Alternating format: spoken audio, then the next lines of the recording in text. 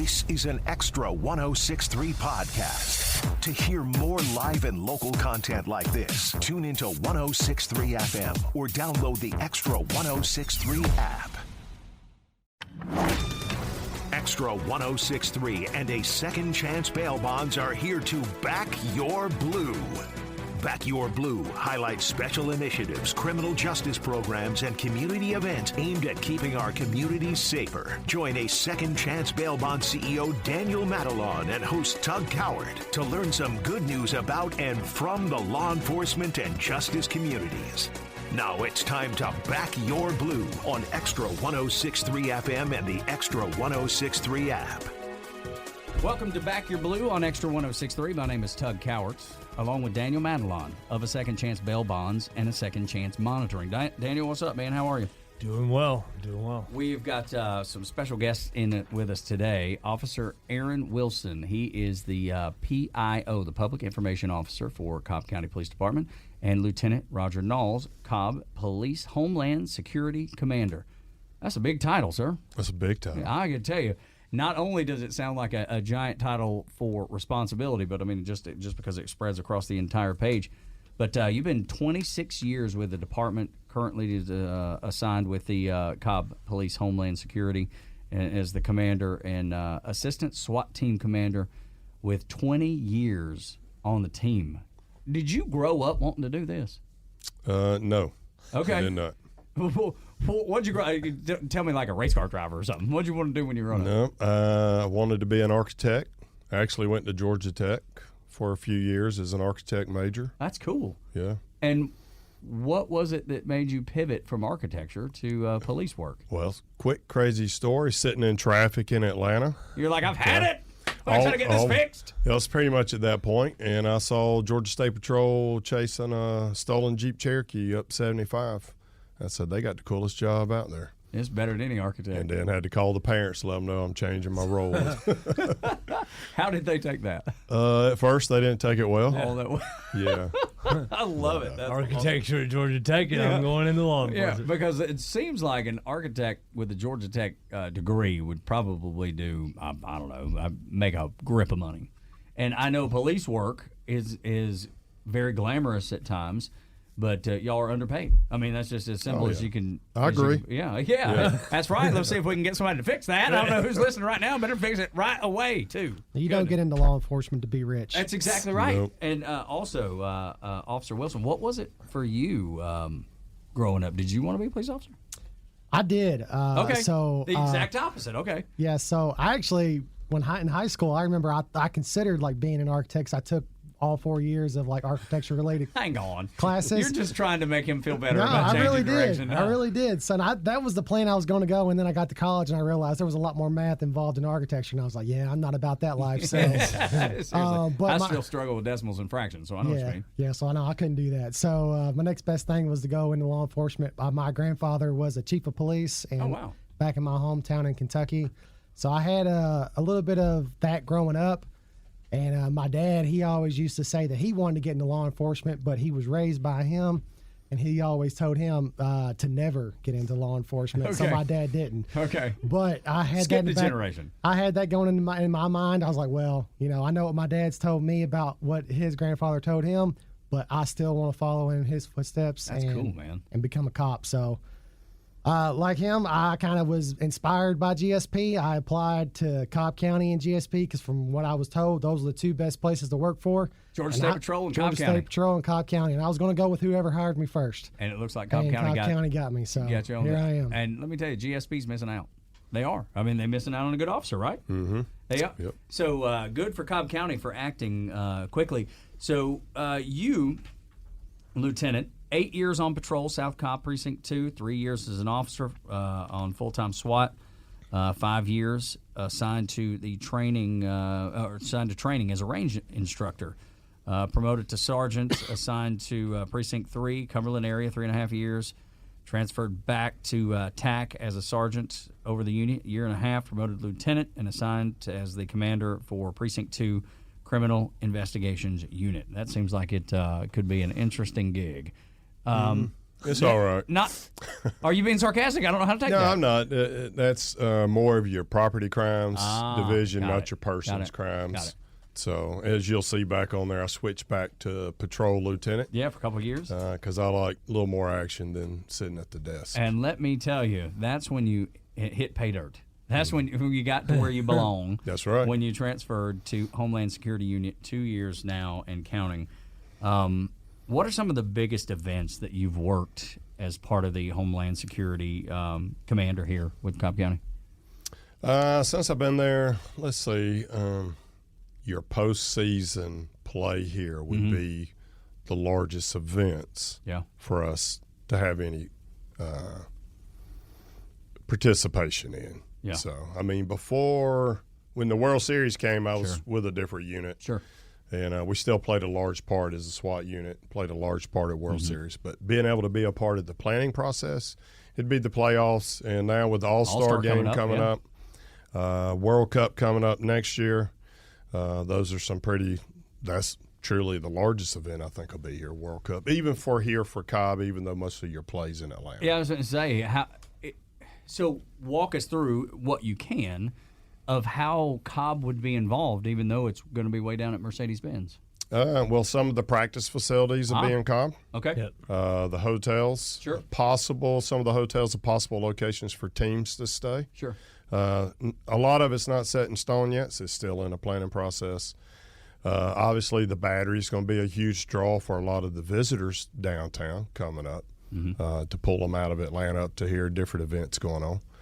But then on the flip side, Atlanta does request us to assist with them. They're going to have so many people there. Is that pretty normal for municipalities to reach out to one another and help each other out? It definitely is for City of Atlanta. So when they have Super Bowl or playoffs, National Championship, yeah, when that's coming, their teams reach out. So such as our EOD, our bomb dogs, they assist. You know, that's a lot of ground to cover downtown. Heck yeah, it is. SWAT units from all over the agencies, your main 6 to 7 agencies around Atlanta, are always going to assist and send SWAT elements and EOD elements, different resources to help Atlanta, because they're definitely limited when you have large groups coming in. Like, what are that 6 that you talk about? The agencies, you're going to have Cobb, Gwinnett, DeKalb, Clayton, Fulton, and then City of Atlanta. Yeah, okay, that makes sense. Yeah, but I mean, we hit so many people listening right now that live in one of those places. Right. I mean, it's hard to label all those and wrap all those off and not hit somebody. I mean, I know you work in all those municipalities too. You work with all those agencies as well, Daniel. Mm-hmm. Yeah, and I live in Cobb County, so I'm biased to Cobb County Police Department. I'm a fan. Yeah. Well, but you've seen the work. Yeah. And you've worked with them for 18. Yeah, March will be 18 years. Yeah. That's where Second Chance started, was in Marietta. Yeah. Yeah. I'll tell you, because I was here for the World Series, here at the Battery Atlanta, where we broadcast at Dickey Broadcasting Company here on Extra 106.3, and never at one point, and I said this before the show, and I truly mean it, I've been to a lot of events over the years, and there's been a couple I just, you just kind of look over your shoulder, just make sure, just be aware, just head on a swivel, I don't remember feeling that way at all during the World Series. And I know you said you weren't the commander at that time, but you were on the SWAT team. You were involved with everything that was happening here. It was like the police presence was there, but it didn't feel like something bad had just happened or was about to happen. You know what I mean? Right. There was a certain comfort that I knew y'all were there, but you blended in. It didn't seem overwhelming or intimidating. I don't know how y'all pulled that off with that many people out there. I don't know how you did it. Well, it takes a lot more than Cobb PD to do it. I mean, Sheriff's Office is out there. All the city's jurisdictions are partnering with us, Smyrna and Marietta, even Kennesaw. GSPs plays a big part in supporting us on that. I mean, to give us the resources for that to come in. So it's great partnerships with all the agencies, even here, to help us in Cobb, as well as downtown for their events. Yeah. So, Officer Wilson, what is your interaction when these big events take place, like the World Series here at the Battery, or the National Championship, or Super Bowl, or World Cup? What's your involvement as the PIO? Because I would imagine it's pretty extensive, being able to communicate with everybody that has questions. Yeah, so it's being in the PIO, like they train There's kind of like this slogan. They say to get the right information to the right people at the right time to make the right decision. And that's all that communication boils down to. That sounds simple, but I bet in action it's not quite as easy. It sounds simple, and in practicality it should be that simple, but the problem is that sometimes the information that we receive initially is the wrong information, and it's kind of filtering through what information that we are receiving, finding out is this verifiable, and putting out that information versus pushing out information that we receive initially that may turn out later to be false. And that's kind of the problem that we face in law enforcement and the public information role is we want to keep the public as informed as possible, but we also don't want to spread panic by pushing out information that officers may be aware of at the time from 911 calls or such, but that information may be later deemed to be false. Mm-hmm. So it's kind of playing that line of what information is accurate, what information is verifiable, and getting that right information out at the right time. So with the World Series or the playoffs, every year we always plan ahead of time as to what we can do as far as a team. So we coordinate not only with the people within Cobb County Police, public information, but Cobb County Fire and Cobb County Communications, which thankfully we have Ross Cavett as kind of our team lead. So he's always a good source of information. So we always have a mindset when it comes to any type of big event to make sure that we have as many resources as we can of like-minded communications people who kind of know what they're doing so that when information starts to flow, we can kind of filter it as a team. Because it comes down to trust, I would imagine, when it comes to feeding the right or the wrong information, right? It could damage trust, or if it's all correct, then it builds it. Yeah, or we have our reputation as well, so we don't want to spread misinformation. Of course. And then the public starts to think, we can't trust the information they were receiving from Cobb County Police Department because they gave out false information. I understand. So it's a fine line as to what information we can release. But the media is a beast, and they're constantly demanding, what can you tell us now? What can you tell us now? And, I'm the same thing. I'm trying to get with people like him to figure it out. Hey, what can you tell me? What can you tell me? But he's got his own issues to worry about. He's got the tactical mindset that he's trying to figure out information. He ain't worried about keeping me up to date. Or the media. Because they usually get it wrong even when you give it to them right. So it's a fine line I need this information to feed the public. Yeah. But, everybody's got their role to play, and I'm just somewhere in between the seams trying to get what I can where I can. This is Back Your Blue on Extra 106.3 with Daniel Madelon of a Second Chance Bail Bonds and a Second Chance Monitoring with Lieutenant Nalls and Officer Wilson of Cobb County Police. We will continue because I want to ask you about just the recent things that happened in New Orleans. What you can share about preparedness for special events that we've discussed going on in Cobb County, going on in Metro Atlanta when we continue on Extra 106.3. This is Back Your Blue, presented by A Second Chance Bail Bonds, live on Extra 106.3 FM and streaming for free anytime on the Extra 106.3 app. Welcome back to Back Your Blue on Extra 106.3 with Daniel Madelon of a Second Chance Bail Bonds and Monitoring. My name is Tug Cowarts, along with Officer Wilson and Lieutenant Nalls, Cobb County Police. Officer Wilson's the PIO, the Public Information Officer, and Lieutenant Nalls is the Cobb Police Homeland Security Commander. As a Georgia fan, I've been, obviously watching the Sugar Bowl and everything that happened down there. And, wow, the information, because you brought it up in the last segment, the information that filters out, and there was so much of it that was good and then so much of it was bad. So I can only imagine how difficult your role is, especially in a moment like that. But in light of what happened down there in New Orleans, what can y'all share about Cobb County's preparedness and maybe even Metro Atlanta's preparedness for these big events that are coming up, and we've got a load of them? Yeah, I'm not sure which direction to go on this. Well, we got plenty of time. We can meander. We can just go around it. Sure. I can tell you, so let's talk about, say, like the All-Star Game is coming up, right? Yep. So what's our preparedness for that? So what do we do? So New Orleans is a little different beast. That's pretty much an open market, right? There's no single entity where we have an event, the Battery and the stadium is kind of like a single entity. We can focus on the Battery and Brave security personnel, and we can work closely with them. Where in New Orleans, it's really just wide open streets. It's just wide open, right? It's really up to the police department and whatever other jurisdictions are working down there. But for here, with preparedness, so we begin looking at what's coming, right? Of course, there's going to be multiple meetings. PD, we even have one this week. All right, it's our second one already. A lot of resources are coming into effect. A lot of people coming into play within PD and fire and EMA, 911, Braves, Battery directors will be there also. A lot of communication, PIOs will be there, communications. And we start formulating a plan. So, like, this is the second meeting coming up. So, initial planning's already started. And being that it's a single entity and we've done it before, we already have some – a little blueprint, maybe? Yeah, a little blueprint to go off of, right? Now, All-Star's a little different. It's a week long, right? And you never know when a World Series game is going to be here, so that kind of creates. Hopefully sooner rather than later. Yeah. Off the subject, but yes.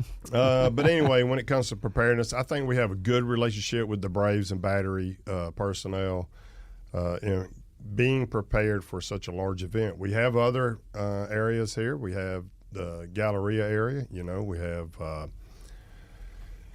the Cobb EMC auditorium there. A lot of events come to town.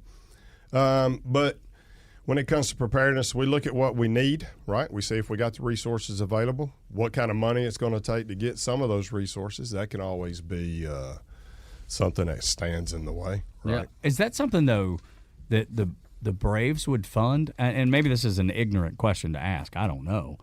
You know, do the Braves, you know, do they understand which I'm sure they do, but I guess do they take in consideration how much this is going to cost everybody and taxpayers, and how does that all work together? Do the Braves kick in an extra couple dollars, or no, they don't? That may be higher than my. I mean, because I would imagine. I guess the answer is probably not. But it seems like do they then hire extra security that comes in and helps y'all? I mean, they do. Okay. I mean, what they'll do is they'll come up with their plan. We'll look at it. We'll see what we need, and we'll be their resource also. Got it. Like, they know what they need here, and where it could be bollards or it could be fencing or barricades. It's private property that really falls on them. And then what we can assist with what resources we have. So we could assist with barriers or fencing. That comes down to all of us meeting together to see where the gaps are and seeing who can fill the gaps, right? So, of course, the county wouldn't pay to put bollards in on private property. That'd be up to Braves. Yeah, okay, so that makes sense. That's a good example. Oh, yeah, that's a great example. Right. But when it comes to maybe fencing, like when we had the World Series parade, right? Yeah. It came through a lot of people. Heavens.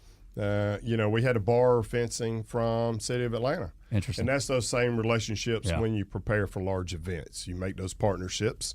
We could bring up their fencing to help because neither the Braves or the county can all of a sudden suddenly buy, you know, a mile's worth of fencing, right?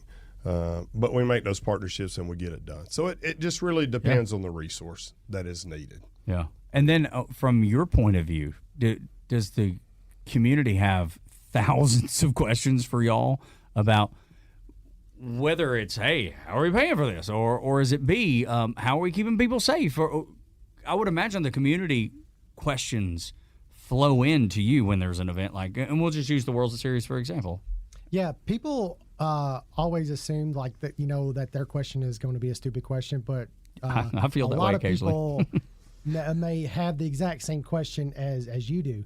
So we try to mitigate that by trying to inform people ahead of time as to give them as much possible information as they can going into a special event so that when they get down here, they already know in advance kind of what to expect. So we try to give them as much information as we can. And that's kind of the whole goal as far as like a communications perspective is we don't want people to come up to an event and not have any idea as to actually what to expect. They, you know, people are going to have questions and we want to push out as much information as we can to them ahead of time, but sometimes getting that information can kind of be difficult when you're trying to get information from certain units or something like that where there is an operational security aspect too, where we don't want to push out too much information. Sure. Has social media making it harder or easier? I think it makes things a lot easier. Okay.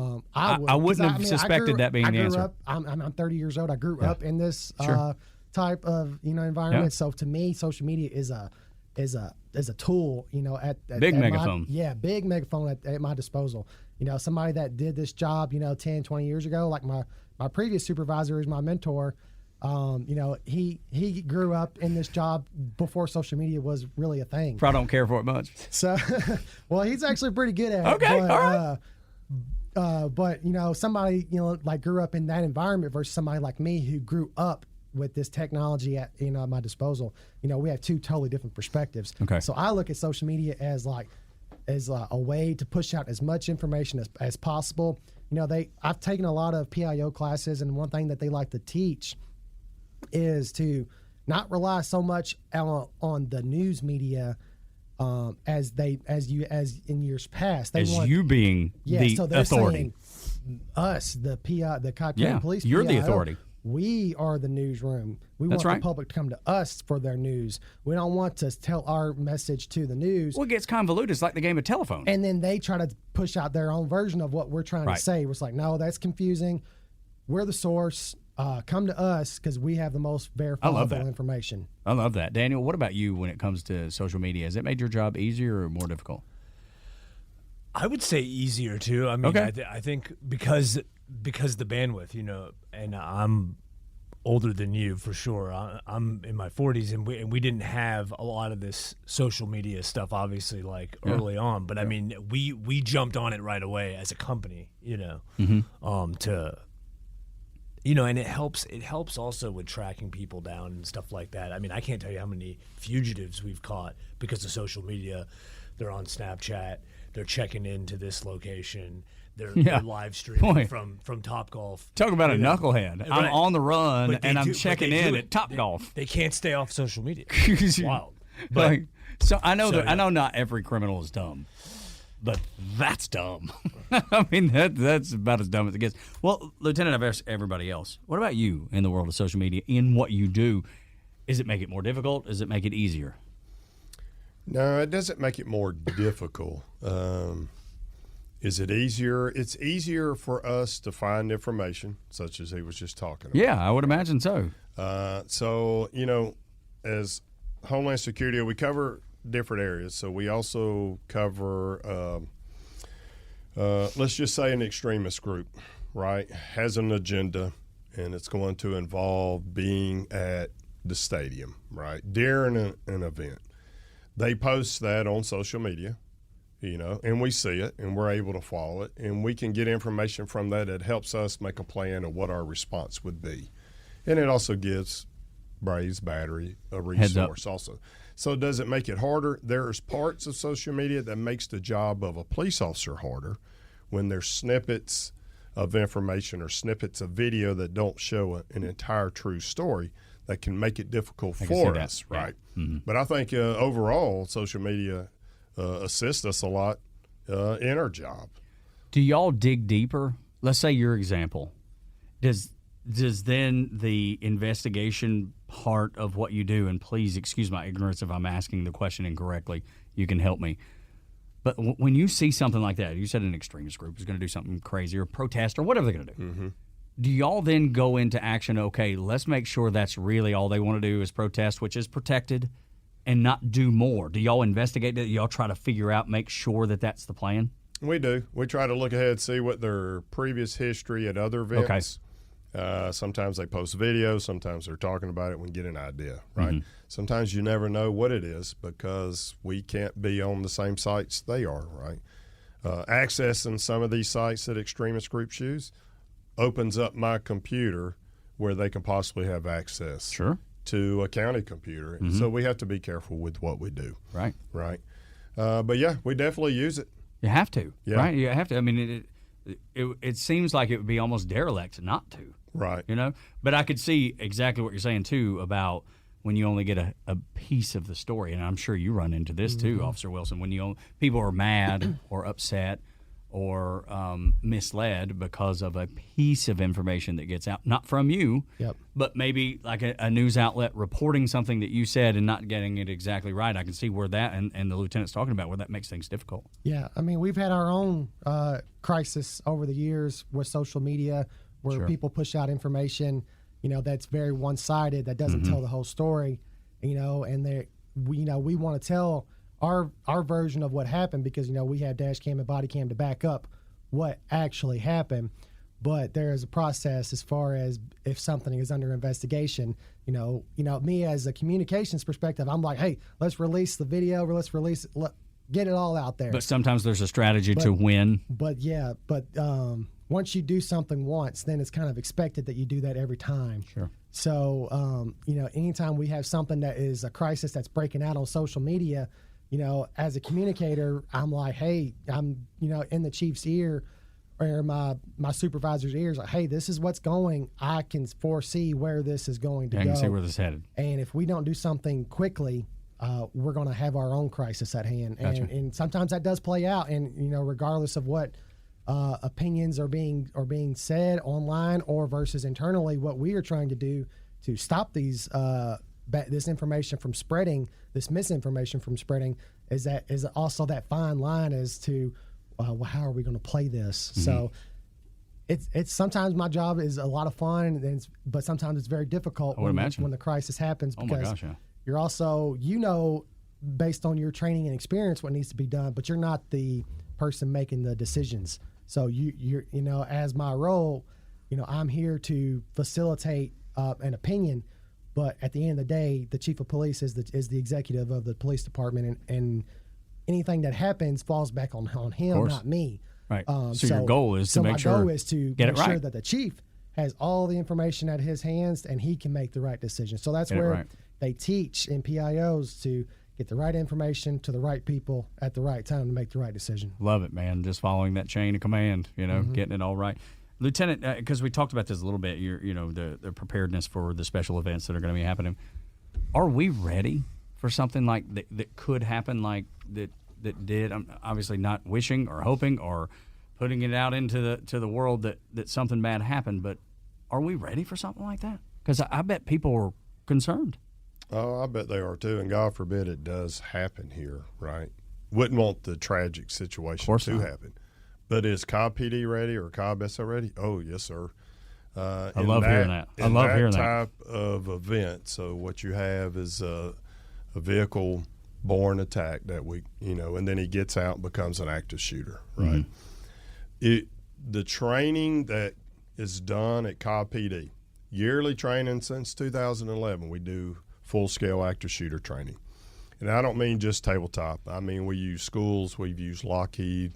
The Braves let us use the stadium one year. I remember when that came down because the Braves sent us out a message here to the batter saying, hey, here's what's happening in the stadium. Right. It's going to be a lot of officers, going to be a lot of noise. We set off, I don't want to say explosives. They're made up. Yeah, just to make sound. To create sound, right?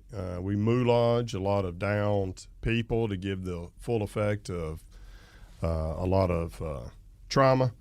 And, we do it every year. Put all our officers through it, put all our supervision through it to be able to handle such a chaotic situation. I don't like the word chaos. That means it's out of control. I believe that we do a great job of keeping it within control and then keeping it mitigated. So are we prepared? I have no doubt we are. I love hearing that, man. I love it. And I know there's no such thing as perfection, but when I talk to y'all, just your level of confidence makes me feel confident. Right. And I would imagine that's what people listening on the other side right now want to hear, is they want to feel that confidence too out of y'all, Cobb or any of the other agencies that you work with, and do you feel like that the other agencies are just as prepared, the ones that y'all work with? I would say most are, yes. Marietta, we train with a lot of the other city agencies. We invite them to the training. We invite surrounding county agencies. Mm-hmm. We've had Bartow come down, Paulding County come over. That's awesome. So, we're always reaching out to make sure we can come together to work in this, because that's what's going to happen in an event. Multiple agencies have to work across. If we look back at FedEx years ago, right? Yeah. There was a lot of agencies, federal also, that showed up to assist with that. Do y'all train with the federal agencies too, or at least communicate with them on some? I would imagine there has to be a working relationship there too. Yeah, physically training, not so much because it's a different ball game with them and us, but having those partnerships. One of the guys that works for me, he's assigned with the FBI. I have guys at Homeland Security that I talk to on a regular basis. We're always sharing information. They're here for all these big events. They're here with us. Yeah. And but we keep those up. So, I mean, they have resources we can use. Yeah. That county size PD, we don't have the money for some of those resources. So yeah, no, I can see it being valuable. We had a couple shows ago. We had the GBI on, and I would imagine you guys work real close with them, don't you? Yes, we sure do. Yeah, yep. It seems like that would be hand in glove. Is that something like communication wise? Do y'all work together, GBI, to if something were to overlap? And I mean, who takes the lead on communications for that kind of stuff? So that is the key question that is very frustrating at times, because that's the main thing you want to know is who is in charge, who is taking control of this situation. I recently attended the master level PIO course from FBI LEDA about a month ago, and one of the things that they discussed in that class was the Uvalde school shooting incident, and they used it as an example of the chaos that unfolded behind the scenes within their communications, because you had Uvalde police, Uvalde school police, and Texas DPS all part of this incident, and nobody really took control. And so in this class, they were using it as an example as to show what can happen if one agency doesn't take control and everybody is spreading their own version of information out. And when you look at it, when they did an after action report for that case, there was examples where one agency was pushing out information that it was safe, another agency was pushing out that it was not safe, that the person was down, and all this. And when it comes out at the end, that information was just not true. So when you have multiple agencies and they're all pushing out separate information and nobody is like in a chain of command and nobody's taking control, that's where that stuff can fall apart and misinformation can spread by the government, and that's the one thing that we're trying not to do. Yeah, try to prevent for sure. So we even had our own example here in Cobb County when we had the McEachern High School, where again misinformation was put out that it was an active shooter. Our response, I remember this. This is relatively recent. Yeah, last year. Yeah. I think it was March of last year. We responded as if it was an active shooter because at the time that's what we were told. Now it ended up being not the case, but information was spread via social media that this is what was going on, and it didn't help when there were people and behind the scenes that were also pushing out information that wasn't true. So it's a fine line as to what information needs to go out and verifying. Like, we need at least two people verifying what information is true before you push it out, because one person may say, hey, this happened, but then you find out 10 minutes later, that was premature, that wasn't accurate information. And that happens all across the country all the time with critical incidents. But it's up to us to mitigate those as best as we can, and if something is pushed out that is incorrect, we have to jump on it immediately and correct it. It seems like the chain of command is obvious. I was in the Navy, so maybe I look at it way too simple, but it seems like federal, state, local. Is that not the way it would go in an event? I mean, like, let's say something happened at the Battery. God forbid. Is that not at all the way it would go? See, but I'm glad you're saying that, because it seems, I guess it just seems logical, even though incorrect. Yeah, I mean, for something like at the Battery, an event pops off, right? PD is going to be taking charge. Okay. We're going to have the most resources. I would have never guessed that. PD is going to take even though charge. It makes sense now that you're saying it. Yeah.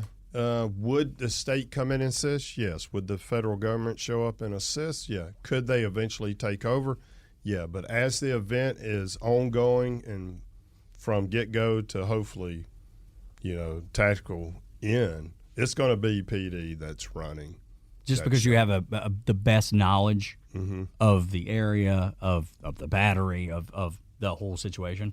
Right. And to give you a quick example, you had the active shooter down in Atlanta. Remember, he traveled up here. Yes, I do. He drove up here, parked his car really close by here. Oh, believe me, yeah. Well, I remember and ran right across the street through the construction. So, I mean, once he was up here, right, Cobb PD is running that show and looking for that guy. Did we get a lot of resources from everywhere else? Oh, yeah, we got a lot of resources.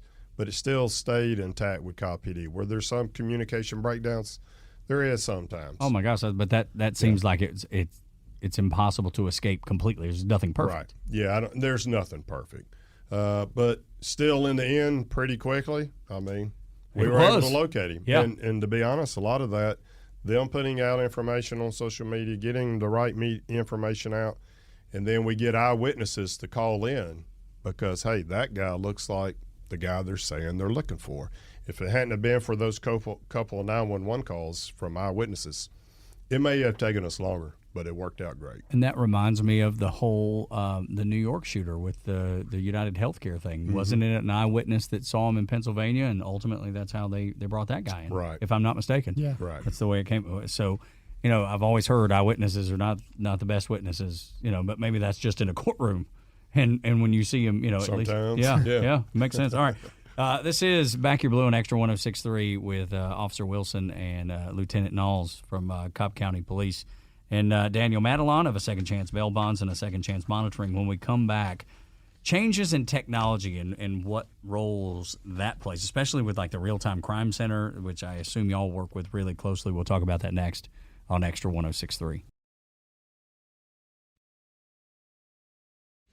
Extra 106.3 and A Second Chance Bail Bonds are here to back your blue. Now back to the show on Atlanta's only conservative news and talk station, Extra 106.3. Welcome back. Final segment of Back Your Blue on Extra 106.3 with Daniel Madelon of A Second Chance Bail Bonds and Monitoring. Also, Officer Wilson and Lieutenant Nalls of Cobb County Police. I want to touch on something that we talked about during the break, and that was Connect Cobb County, because I think there's the urge by most people to help. I think people have the desire to help most often, and certainly not every case, but y'all do something called Connect Cobb County, and that is a way for people to help. Yeah, so I think a lot of people out there, when something happens, a lot of people want to help, they just don't know how. And from a police perspective, the best tool at our disposal is the use of cameras. So with our Real-Time Crime Center, we have tours come through there every week from departments all across the country, even internationally, have come to our Real-Time Crime Center to check out the technology that we are using. And one of the things that we like to push is connectcobbcounty.org. And it basically all it is just a website where people in our community can go to and just tell us that they have cameras, whether that be a doorbell camera or security camera on their house or their business or whatever it be. But it's a way of letting the police department know that you have cameras, so that in case something were to happen in front of your house, in front of your street, or wherever, then when in our Real-Time Crime Center, we can pull up the map and it'll have like a little icon that basically says, "Hey, there's a camera at this house or this business." We can contact them. We have this digital handshake agreement between us and them. Now we don't have access to the camera 24/7, but all it is it's just letting us know that you have a camera and that you're willing to share that information with us in case something were to happen near you. So if a car that we're looking for happens to drive by your house and you have a camera and you captured it, that could be very useful information for us, and then we could use that information to quickly find people responsible. So connectcobbcounty.org is the best way that the public can help the police department. Connectcobbcounty.org, right? Yes. Connectcobbcounty.org in case you live in Cobb County and want to be able to participate in that. Let's talk about other technology, Lieutenant. What role has technology played in what y'all do now? Because that's obviously a big example right there. And the Real-Time Crime Center, from what I hear, is the most unbelievable thing you've ever seen in your whole life.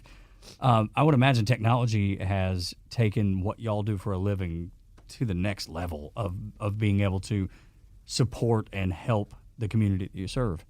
Oh, it definitely has. And everybody here is just saying Real-Time Crime Center. So what is it kind of? If you can think of a lot of TVs on the wall, with a lot of access to cameras. I mean, people that have given us access, and being able to use it to help solve active crimes. Not every camera you see out on the corner or on the street we have access to. I mean, it's not as the TV shows show. No, sure. Yeah. But there are some out there, and being able to have that access, we have analysts that are in the real-time crime center. They're able to use that information, go through it, scour it. Everybody knows there's tag reader cameras out there, regular cameras out there, and they can scour through that information and hopefully find a suspect. And I'll jump right back to the Atlanta active shooter that came to Cobb. It was a tag reader that picked up the truck he was driving. From that, we were able to follow camera to camera to find his track, to show where he came up Cobb Parkway and turned here close to the Battery.